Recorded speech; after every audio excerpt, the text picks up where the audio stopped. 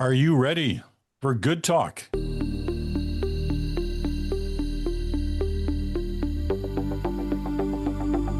hello there, Peter Mansbridge here. It's your Good Talk Friday. That means Chantal Hebert and Bruce Anderson are both here.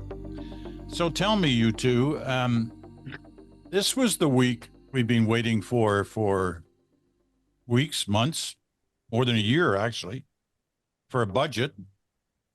Much expectation surrounding it, generational budget, big, bold, all those different things that are being said was going to happen this week. So here we are at the end of the week. What are we talking about? We're not talking about the budget. We're talking about chaos in the Conservative Party. Will somebody explain to me what the heck happened here? How did we end up at this point at the end of the week? Chantal. I do think that the events accelerated, starting with this podcast that Pierre Poilievre went on, where he talked about Justin Trudeau, jail time, criminal, the RCMP. Why do I think that was the straw that broke the camel's back? Is not just because of the content of that podcast and the way that the man who aspires to be the prime minister talked about very lightly about putting his opponents or seeing his opponents in court, if not in jail, and the RCMP as being a political police that doesn't do its job, but because it convinced many Conservative MPs who had been biding their time that Pierre Poilievre was not going to change, that the default mode was what they saw in that interview, and that in their assessment, the likelihood that he could lead the party to a victory was one slim, but the likelihood that they could dispose of his leadership at the leadership vote set for Calgary at the end of January were also not optimal. At that point, a number of Conservative MPs started reaching out to the Liberals. And when I say a number, it's anywhere from 3 to half a dozen. Some of them met with very senior people in the government, including, in some cases, the Prime Minister himself. Come the budget, it's kind of make or break time if you're going to cross the floor. And Chris D'Entremont did cross the floor. He was going to use the budget to cross the floor in the sense that this budget by Thursday would have been good enough for him. And then he would have crossed, except that for some reason, he confirmed, not off the record to Politico, that he was thinking about doing that. And once you have said that, you kind of have to go. So that happened, and it derailed, obviously completely derailed the Conservative game plan. But there were others. And if I know about this, obviously, Pierre Poilievre's leadership team would have heard about this. And what followed was kind of I call it, the hunt for the fox that's hiding in the hen house. And so you go to every hen and you look under the feathers and shake them down. And I think they did find at least one person who was about to walk, which would be Matt Generou. Everyone has heard on Parliament Hill about, the blackmailing techniques, if I can call it that, as in pressure. If you do this, we're going to do that. Don't even think of crossing the floor. And that is being confirmed in conversations with a number of Conservative MPs who are still biding their time. In any event, this MP resigned yesterday. How often does an MP give up his seat 6 months after an election without giving more reasons than wanting to spend time with family and adding eventually that he will actually only leave in the spring? Apparently, sources told other media that he had not been attending caucus meetings for a couple of weeks at least.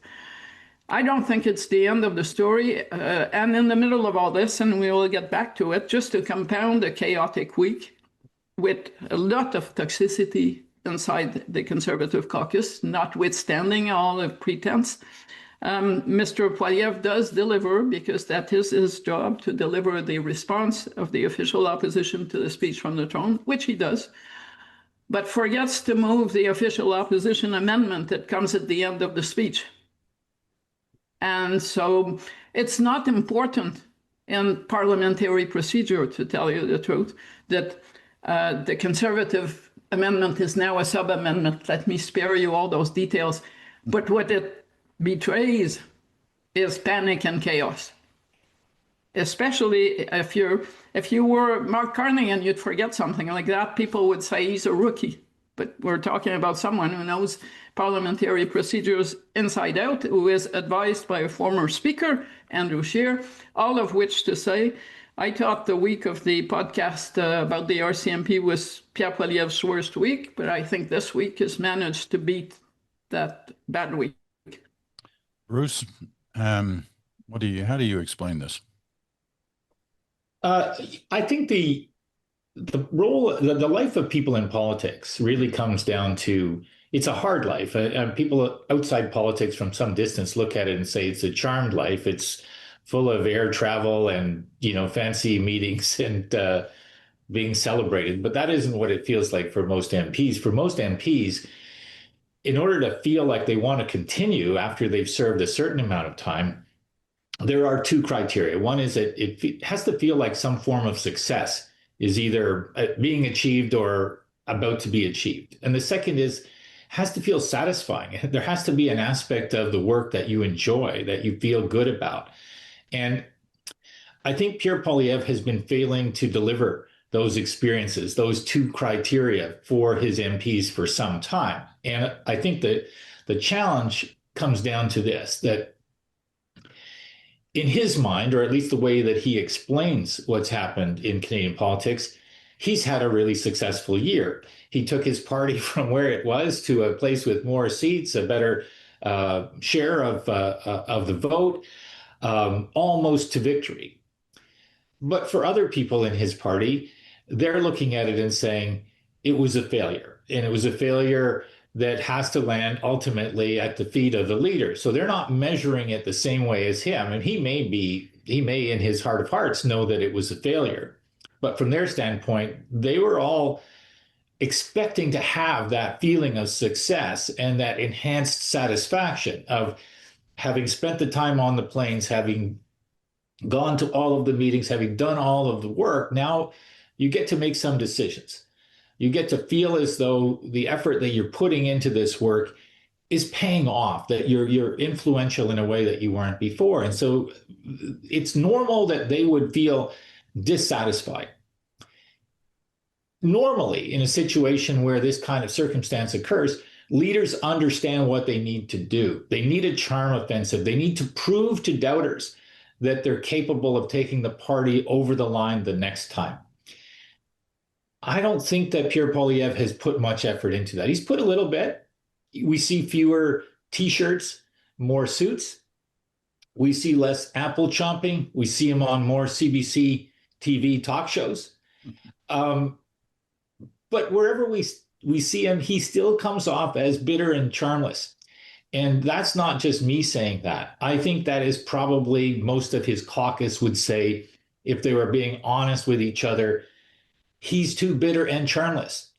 And what he lacks, I think, is credibility as a potential prime minister. I think that the polls have shown that Canadians just don't, he trails his party significantly. So if the ballot question is who should be prime minister, he's 20 to 25 points behind. If it's which party would you like to see form government, his party is maybe, some polls say that it's tied or they're 2 points ahead. I think it's more like they're 5 points behind. But my point is, Poilievre is an anchor on his party's prospects now, and his members and his candidates and his party workers all can see that in plain day every single day. And it hasn't changed in the months since Mark Carney has become prime minister. He lacks credibility as it relates to the big honking US-Canada issue. He doesn't sound like somebody who has an answer for that or who could form a strategy that would be more successful than the one that's being tried now. And the last thing that he lacks is he lacks an opponent that he can beat up on easily. And it's not to disparage Justin Trudeau, but Justin Trudeau was so unpopular by the time that he left office. It was pretty easy pickings for Pierre Poilievre to sound like somebody who had more that you wanted to listen to, let me put it that way, than Justin Trudeau. But that isn't the case with Mark Carney. So Poilievre will probably persist in doing what the rumors are that he's been doing, which is to try to use the iron fist. But an iron fist in a situation like this usually creates the opposite of the desired effect. Continuation of this dissatisfaction, even if it doesn't mean that there are more people that cross the floor, but just a roiling sense of how are we trapped in this situation, which we don't feel like we can get out of, but we don't feel very happy about in the Conservative caucus. All right.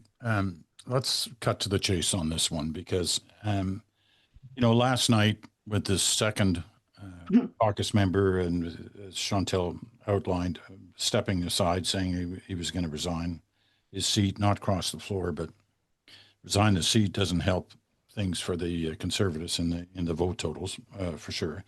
But as soon as he did that, all these different caucus members came out and said wonderful things about him and wonderful things about their leader and all that. And it all looked very forced, but nevertheless, that's what they did.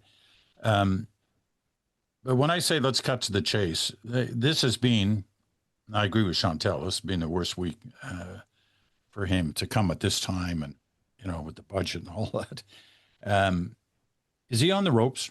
Is Pierre Poilievre on the ropes? 2 weeks ago, most people were saying, including this panel, that he was probably going to, drift through January and the vote. I'm wondering, do you still feel that way? Or is he literally on the ropes here right now? Increasingly on the ropes, yes. The problem is he is and has been treating people, and including his own staff, as if he were still 20 points ahead, when what Bruce explained is obvious to all. He's a drag on the party. And the past 3 weeks have been a wake-up call, I'm told, on many riding associations who were prepared to give him a new lease on life in January and who are now rethinking this. So it wouldn't really take much at this point. I'm not predicting it's going to happen, but it would only take 2 MPs come spring, maybe one, to make Carney a majority prime minister. This has its own drawbacks, by the way, if you're going to have a majority with 1 seat. But once that happens, then the secure knowledge that they may be in opposition for 3.5 years, his position becomes almost untenable. If you're the prime minister and you want to rule your caucus the way that that Poilievre and his team are running the Conservative caucus, you can probably get away with it for a while because you have carrots to offer and not just a stick. But if you're the opposition leader, there is only so much threatening about mistreating people if they dare cross you by crossing the floor or sitting as independents that you can use. I was on Parliament Hill when Deborah Gray, the first Reform MP to be elected, and a few others, Chuck Strahl, among others, left the Canadian Alliance caucus in protest over Stockwell Day's leadership to sit with Joe Clark Stories. I went to Edmonton in the weeks that followed that to a constituency meeting in Ms. Gray's riding. It was horrible, Peter, to watch what the kind of people who had been sent to take her down and shovel insults at her. It was really horrible. You don't think that people treat each other like that in public, but it was horrible to watch. But having done all that, what happened to Stockwell Day? And is anyone saying, oh my God, how terrible that these people caused Stockwell Day? So you can only do so much. You can say what you want about Chris d'Entremont crossing the floor and call him an idiot, but at the end, it does reflect on you. And it reflects on the style that the leader likes. And I am not convinced that the people who have remained or are still Conservative MPs, to a man and a woman, are going to put up with it. until who knows when. We'll see, but there, you know how loyalty is built. Mulroney was in trouble, and most people in his caucus would have gone through fire for him because he had built loyalty. Jean Charest was the same. Pierre Poilievre has done the opposite. And what you hear about caucus management, even before this series of events, is just brutal caucus management. If Pierre Poilievre does not hear what he wants to hear from a caucus member, he shuts out that caucus member. And that's been true of people in positions in his leadership team. It's an ugly place to work at this point, is basically what you hear. And they can issue as many press releases to say how nice everything is and how they love each other. Nobody who spends, I'm not even on Parliament Hill, and I've spent a week hearing about all this. Yeah, I'd love to pick up on a couple of points there, Peter, if I can. Yep. This idea of how you deal with leadership challenge, which is a normal part of politics. It needs to be a healthy part of politics where people go through these cycles and they kind of go, this isn't working. Why isn't it working? What should we do about it? And the leader is usually comes with the territory that you have to be part of fashioning that conversation. And you have to do it in a way that makes sense in your situation. And typically, those who approach it from the standpoint of this is an opportunity for me to flex my muscles as opposed to embrace my critics, the flex the muscles crowd usually end up regretting that strategy. Not always, but Chantal mentioned Brian Mulroney. I remember when Brian Mulroney embraced Joe Clark, there were a whole lot of people who said, well, how can that even be possible? But it was very smart for Brian Mulroney to do it. He created more bonding within that party, more of a sense of, well, we know these people don't agree on everything. And in fact, they may not be great personal friends, but they decided that they're going to work together and they're going to be constructive about it. I think Jean Chrétien with Paul Martin did something similar. I think Paul Martin did the opposite in some respects and created more tension and friction in his party. So when you fast forward to Pierre Poilievre and you say, well, you know, him losing his own seat might seem like just one seat in the larger, table. But if you're his caucus member, you're looking at that and you're going, how did you lose your seat? You held that seat for a number of years. That's really almost unheard of for the party to increase its support. To lose to somebody who was an effective candidate, but hardly a household name nationally.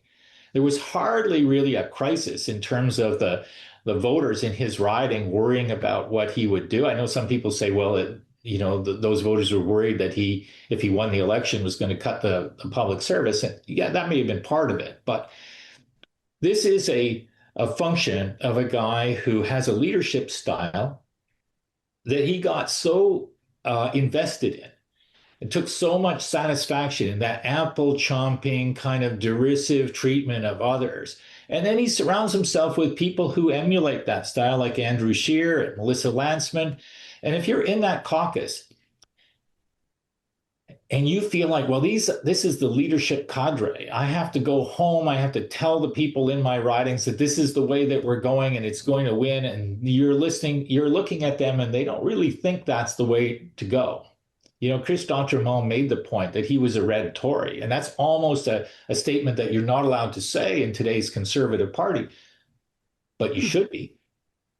You should be. I mean, it's perfectly fine, I think, for the leadership of the party to say, we're not going to be a red Tory party, but we welcome red Tories. Big parties have this conundrum right now, which is if you say there's a purity test and everybody who doesn't hit every single mark of the purity test doesn't belong, well, you're probably going to end up losing more elections than you win. And so that's a calculation for a Pierre Poilievre, whose whole pitch was, I'm a winner.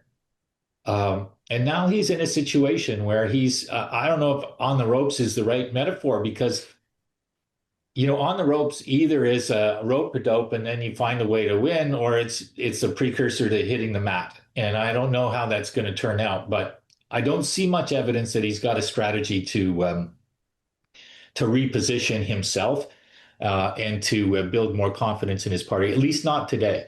But he'll have a hard weekend, I think, to think about it. All right. He's going to have a hard week because there is nothing worse for a leader who is in that situation than to have all his MPs go home for a week. They're off now for 10 days. Yeah, that's not what you want because you cannot keep watch on all those MPs. Some of them will have conversations with families. Bruce talked about this. Do not discount the impact of being asked by your kids or by your spouse, how do you feel about your job, getting up in the morning, having watched what's been happening all week, and thinking, I can't do this anymore. It's becoming difficult for many MPs. And at some point, some of them are going to think, so they're going to go after me if I make a move. But what do they have to go after me? And once they're finished calling me names, so what? I was listening to Alain Reyes, who was the Quebec lieutenant for the Conservative Party under previous leaders and who left the party after Pierre Poilievre won. And when he left the party, they fired off emails throughout his writing to take him down and describe him in a very demeaning manner. Well, Mr. Reyes is not only doing fine, doing a lot of media stuff, by the way, probably the main conservative presence in Quebec with Dimitri Soudaz, and neither of them has a minute for Pierre Poilievre, and both of them are still very much conservatives. So I'm thinking, how does it help the larger issue of the conservative movement to drive people away in such a way that they will just basically be telling voters what former Trump staffers were telling voters in the US a year ago, do not vote for this guy. Our party is worth something, but this guy doesn't work. And the more you do this, the more you're going to get those echoes. Because it's not as if, Quebec is in a place of its own, but the Quebec MPs are not a presence here on the media scene. They're not standing up to say, here we are. They go to question period, dutifully ask questions. Some of them a bit out of left field. One this week, to prove loyalty, I guess, asked about the carbon tax and the industrial carbon tax, only to be told rightly that she had been part of a Quebec Liberal government that had actually put in place carbon pricing. But once they get home, they kind of fade in the woodwork until they, get on their feet again to ask a question that someone asked them to read. Okay. We got to take a break and we got to get to the budget. But let me just, a quick last question before we take that break as it relates to this. At the end of this week, was Pierre Poilievre hurt more by the chaos in his party than Mark Carney was helped by it? I don't think you can separate one from the other. I think Mark Carney is fortunate to have Pierre Poilievre as the leader of the opposition responding to his questions. But we're going to talk about the budget. I don't think the budget gave the Conservatives this flashy thing that you can go after a government on in a way that they needed. So the Conservatives only looked like they were run by incompetents who were worried about keeping their jobs. Bruce? Yeah, I did something that I don't often do, but I went down to watch the budget in the chamber. And one of the things that occurred to me as I was watching it is when the finance minister finished his speech, the Conservatives seemed to not know who was going to stand up and say something. Like, I was sitting literally just over Pierre Poilievre, and he was looking around to see who was going to stand up. It was like they were trying to decide that in the moment. And then they lost the moment. Some other MP stood up and spoke, and it was chaotic. And the chaos really stood out for me because it spoke to both this simmering tension in the party and the inability of it to kind of work as a cohesive unit, but also, and this is to your point, Peter, that this budget is not an easy budget for a lot of those Conservative members to say, this is the worst piece of public policy ever. And I think they've got that challenge. I think they've got a challenge of a more centrist liberal prime minister who's doing a lot of things that would be part of their policy mix if they were in government. Maybe not the kind of things that Pierre Poilievre particularly enjoys, but I think it's definitely a more difficult week at the end of the week for Pierre Poilievre, and that has to be better for an incumbent leader of a minority government. All right. Let's take a break. We'll come right back and we'll talk about the budget in a little more detail right after this. AI holds great promise for Canada. As Canada builds the economy of tomorrow, Bell AI Fabric is leading, bringing together Canadian innovators and enabling our AI future. A trusted and strategic partner to advance key sectors like defense, energy, financial services, and critical infrastructure. Powered by secure sovereign data centers and by AI automation solutions running on Bell's national fiber backbone. Bell AI Fabric, enabling Canada's AI sovereignty. And welcome back. You're listening to Good Talk for this Friday. Chantal Hebert, Bruce Anderson, Peter Mansbridge, all here for you. You're listening to us on Sirius XM, channel 167, Canada Talks, or on your favorite podcast platform, or you're watching us on our YouTube channel. And our first airing of the program is at noon hour Eastern time on Friday, and therefore it's before what is likely to be the second vote on the budget later this afternoon. I don't think anybody really thinks it is in trouble, but you never know, especially never know this week. Okay, this budget was the one everybody was kind of waiting for to see how Mark Carney and his team were going to deliver on the promises they made during the election campaign and the turn in terms of how the government is positioning the Canadian economy for better things in the future. You know, budgets can take a while before you can really pass judgment on was that a good budget or was it a bad budget? Sometimes it can take weeks, months, sometimes even years before you can come up with that kind of a conclusion. So trying to make a decision within a couple of days as to whether it was good, bad, or indifferent can be difficult. However, having said that, a lot of people were doing just that this week, including in a way, and I found this kind of surprising, was the governor of the Bank of Canada, Macklem. Now, I guess I was surprised. He didn't come out and say, I support this budget, but he did say positive things about the potential of this budget. When you look at the kind of reactions that came on this budget this week, what do you point to? And I don't want a whole raft of things, but, you know, give me one. Give me something that you point to as saying, okay, this has potential or it doesn't have potential. But that's the strength of this budget politically, is you can't really do that. It's more of a whole than the sum of its parts, which is politically very astute up to a point, because you can say you dislike the budget, but what if the criticism mostly focused on, you asked, is it good, bad, or indifferent? I use markers that are totally unscientific, but talking about voters and public opinion, on the day after the budget, I went in the afternoon on the Globe and Mail and on La Presse's websites. And you know that they ranked the stories the most read on both websites. The budget did not come anywhere near number 1 or 2. It was in 5th place. And the budget story that was in 5th place was, you know, the usual story, what does the budget mean for your wallet? That tells me, and the official opposition's first round of question was the budget, because there was no choice, and quickly switched to mandatory sentences for juvenile pornography.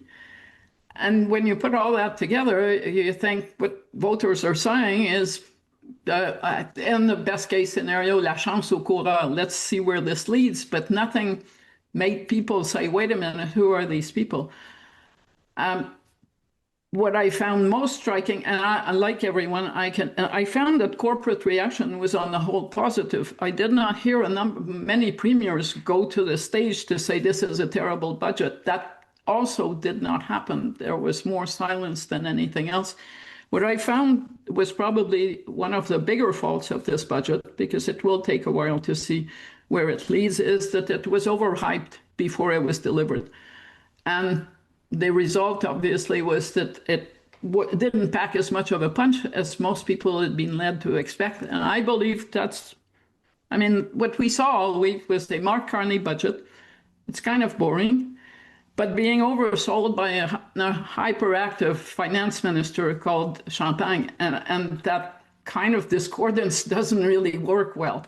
I think Mr. Champagne would be wise to speak of his budget in terms of the reality of his budget, rather than the lofty rhetoric that he's pulled out somewhere to talk about the fall of the Berlin Wall. Nobody is really buying that, and he only looks like he's trying to sell you a used car. I'm not trying to insult used car salesmen, but it comes across like that.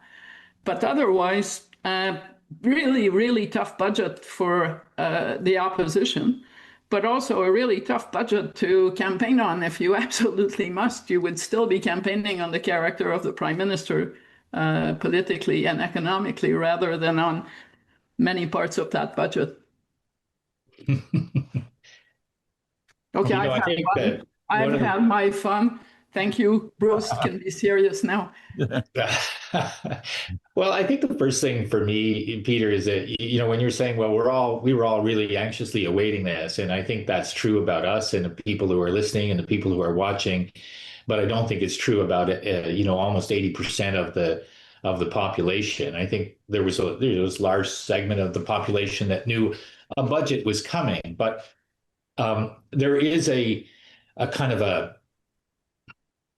a way that we who kind of work in and around this area fashion our description of it that presupposes that everybody is as keenly focused on it as we are, and that just isn't true. So the amount of expectation where people were on the edges of their seats and rushing to get home so that they could watch it kind of live, this is like 30 years ago, there was some of that, but there's been less and less of it each passing year. And some days I think that's a bad thing. Some days I think it's just the way that things are, and people will consume the information about it over the ensuing 2 or 3 days in the mix of other content that they're consuming about everything else that matters in their life. And so that's thing one for me, which is I don't think the public expectations were as enlarged as some of the commentaries suggest that they were.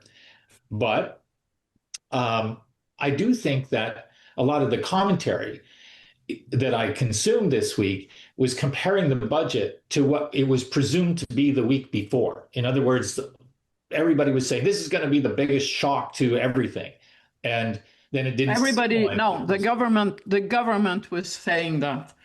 They set themselves up for that. I do also think that if you were sort of looking at Carney and Champagne and sort of looking for the harmonies there, they are not Simon and Garfunkel. They don't harmonize that way.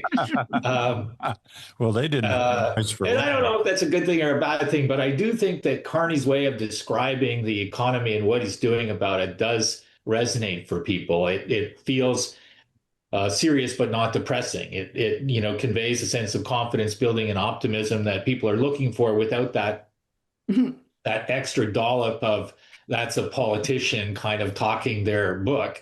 Generational, historical, and at yes. Some point you say, well, show me the historical here, because boy, it's not the 95 budget with Paul Martin.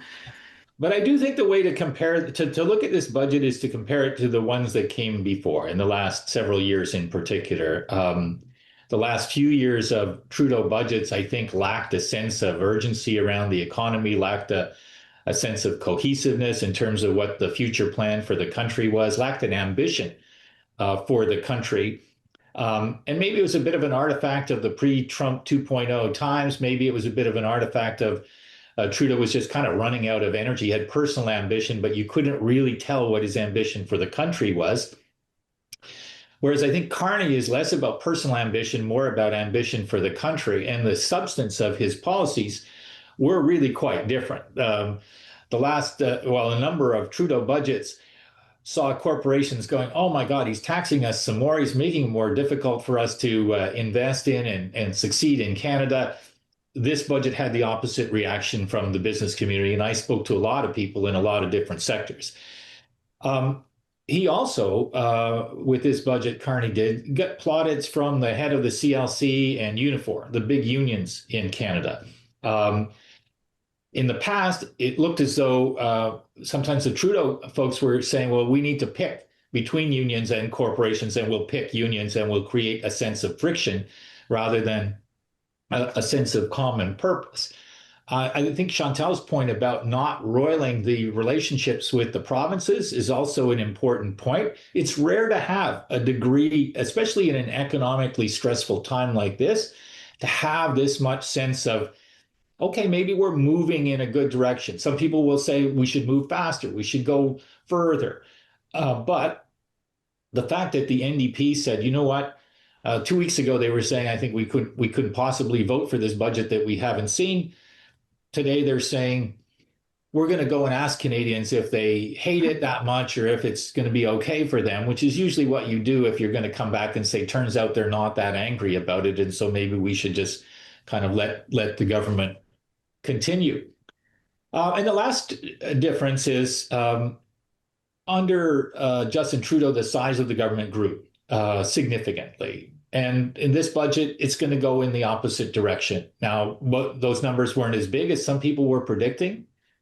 And I don't know whether Chantal's right that there was a calculation about what is politically astute, but it was a politically astute budget, in my view, in addition to being one that on a substantive basis did get pretty good support from leaders in the union movement and leaders in the business community. And it's quite different. I know Chantal wants to say something. Before you go ahead. Just before you do. Yep. You dated yourself by your use of your term used cars. They don't call them that anymore. There aren't used car salespeople anymore. There are pre-owned. Okay, pre-owned. Pre-loved. But my comment, I wasn't looking to insult them. I think they understand that when they're selling pre-owned cars, they're not trying to make you believe that you're buying a brand new model, which is basically what Mr. Champagne was trying to emulate. I wish him luck in that future. Bruce talks about comparing it to other budgets. If I were to compare it to other budgets, both for the context, difficult context globally, and the spending involved in that difficult context, I would go back to 2009 and Stephen Harper's budget during the global financial crisis. I believe that in the same context, of course, Stephen Harper wouldn't have delivered the exact same budget, but he could have delivered that budget. As opposed to Justin Trudeau. If you're going to set one next to the other, Stephen Harper much more likely to sign off on a budget like that than Justin Trudeau. I don't think it was so much lack of energy on the part of Justin Trudeau, those budgets, the last few ones that we saw, more that it wasn't his issue. Economics, he wasn't fascinated by economics and fiscal policy. And in the end, that became a major flaw because at first it wasn't the most important thing about Justin Trudeau's tenure, but it became that, especially in the last 2 years. And Mark Carney is the opposite, which is why it's really hard to call this the Champagne budget as opposed to the Carney budget. And that is his strength. So a politician should play on his strength, and you're more likely to believe him as you would Stephen Harper presenting this kind of budget than if it were Justin Trudeau or Pierre Poilievre coming up with a budget like that. I worry about the cuts to the civil service. Why? Because I see that to soften the blow, they've said we're going to offer early retirement to people. We're going to do it through attrition. As you know, the experience has been that the people most likely to say yes to early retirement are people with talent and skills that they can use elsewhere.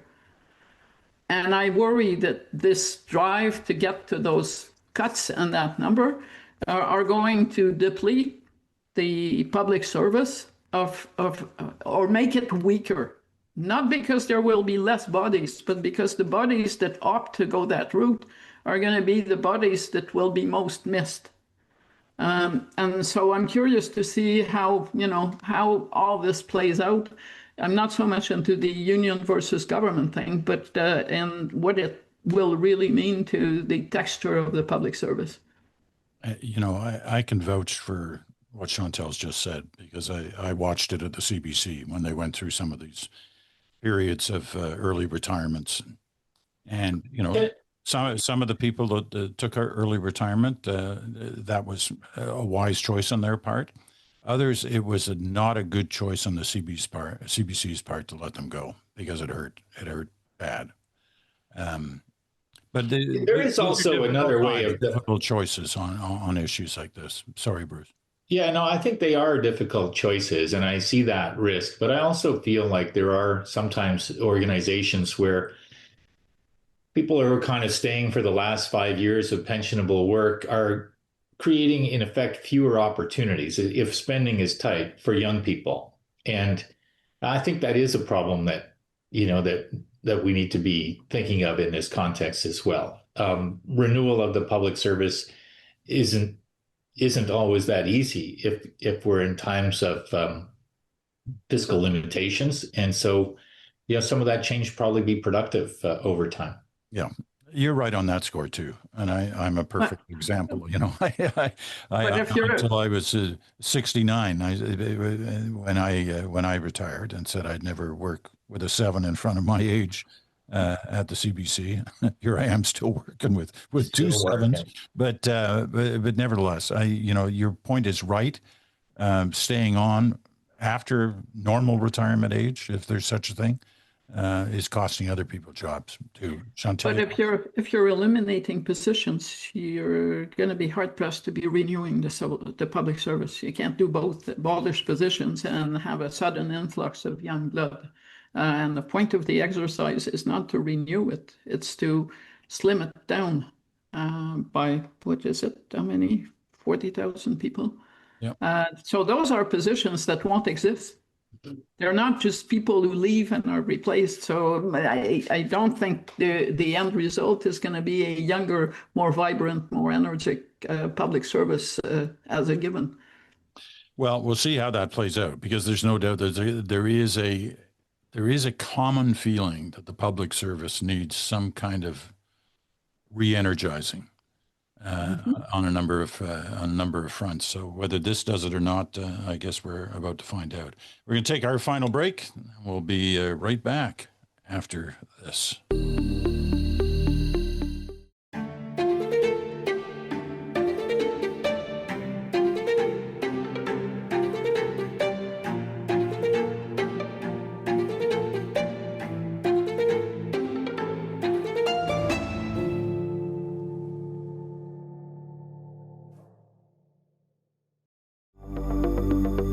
Welcome back. Final segment of Good Talk for this week. We kind of glossed over what the NDP is up to on this. We've kind of taken a swing at the other parties. Well, we didn't really talk about the Bloc either, but I want to focus on the NDP for a second.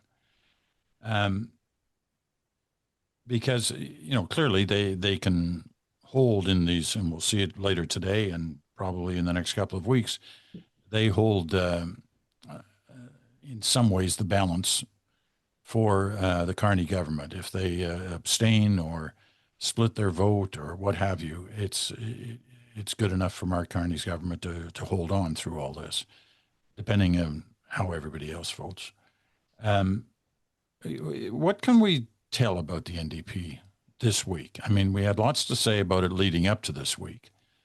But what have we seen this week in their actions and their words? Well, can I just start on this one? I mean, sure.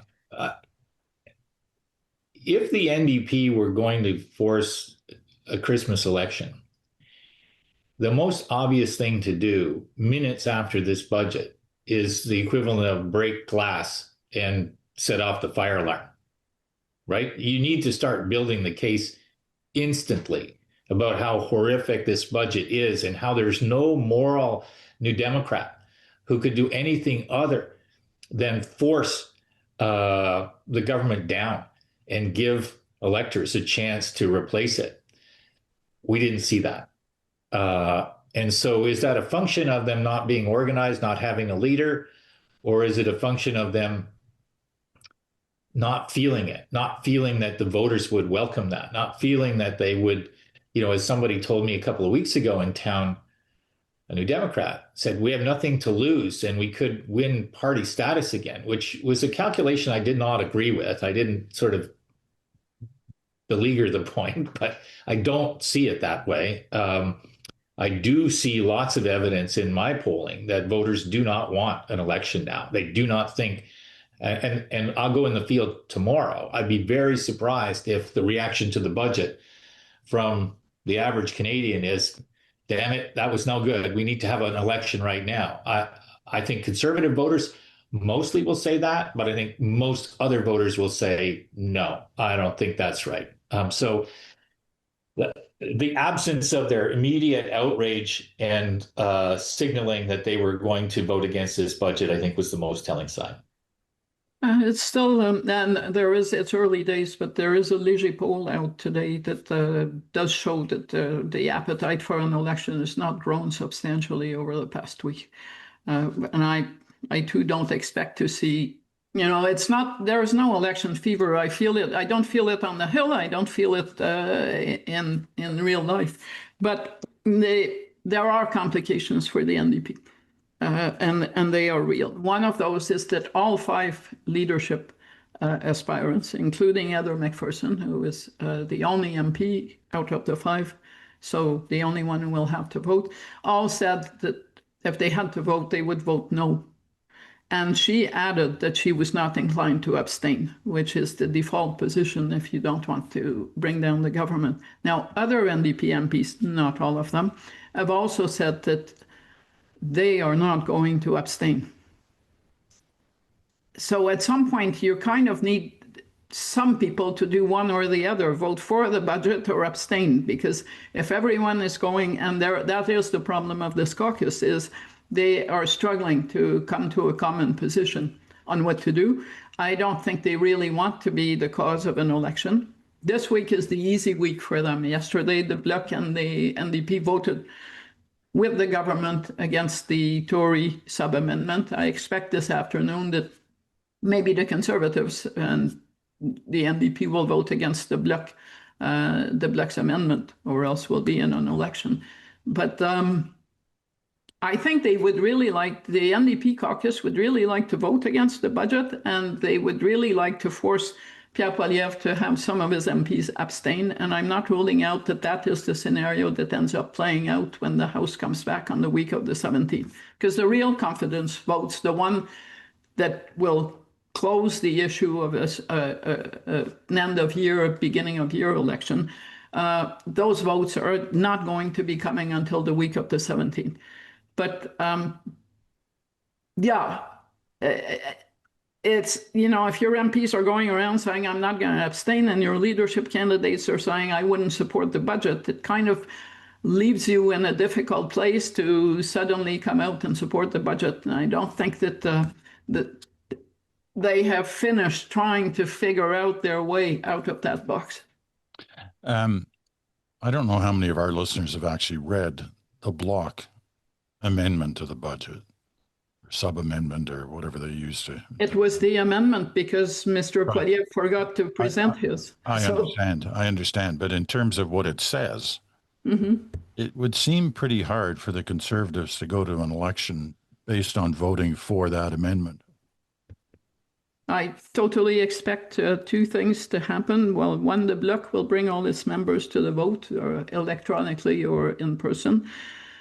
And there will be Conservatives who won't be voting in the best case scenario for the amendment. And otherwise, the Conservatives will oppose it because it's basically a spending amendment presented to an official opposition that is criticizing the spending that is already happening.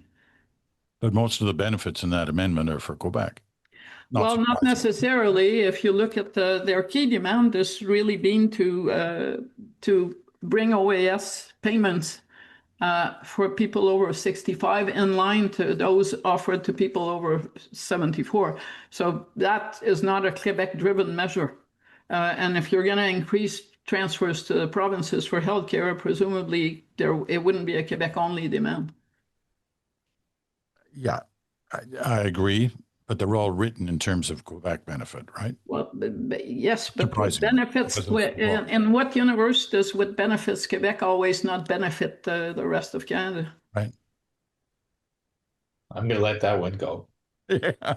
As you should, because you may be soon in that small section where you're not getting the same benefits as you would later on as an elderly person. Mind you. Also, going to let that one go too. Okay. Okay, we got 2 minutes left. The Bloc, by the way, never. We should spend, Peter, budget. That was maybe never a going to minute happen on this interesting set of developments in the United States. I think that the two that I spent the most time kind of looking at were the election of, the elections, including the election of the mayor of New York City. Across the board, these were mostly a repudiation of Trumpism. And the first sign of hope, I think, for the Democratic Party in a good long while.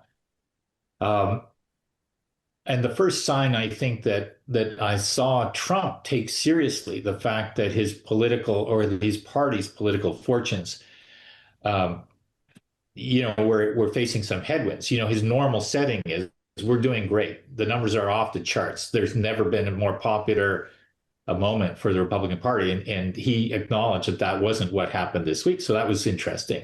And the second thing that was interesting was the oral arguments before the Supreme Court on Trump's tariffs and the skepticism that was described in the way in which those judges queried the appellants or the lawyers who represented the two sides. Also, tentative good news maybe for those who don't like the tariffs. Okay. I did watch with interest the way he reacted to the voting. He said, I wasn't on the ballot. My name wasn't on the ballot. Yes, many people are telling me if my name had been on the ballot, the results all would have been different. I think they should try that and see what happens. Yes, I'll say. Okay, listen, thank you both. Thank you, Chantal. Thank you, Bruce. Been an interesting week, assuming we all escape through this afternoon without an election called. We'll talk again in a week's time when all the MPs are in their homes. Have a good weekend, you their guys. Constituents should be interesting. Thanks again. Remembrance Day Tuesday. Don't forget that. I'm Peter Mansbridge. Have a good weekend.